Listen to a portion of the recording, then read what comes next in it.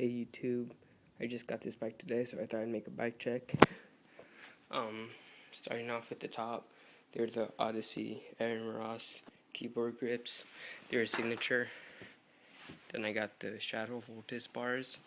They're like 8.25 by 28, I think. And then the stem is a subrosa hold-on stem.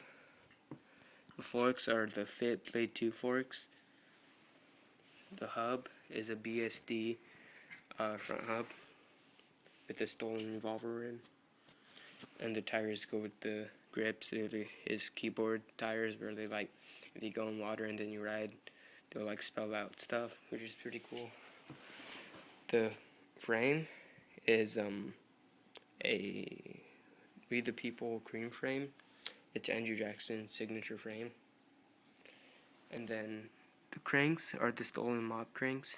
They're only like $60 on Dance Comp, and they're 3-piece and all that. The Sprocket is a stolen Eternity Ring Sprocket, 25 tooth. And then the pedals are the Animal Hamilton unsealed plastic pedals. Let's see, the seat is a Fit low bolt seat with a nitrous pivotal post. And then everything in the back is the same: stolen revolver rim, BSD hub, same tires.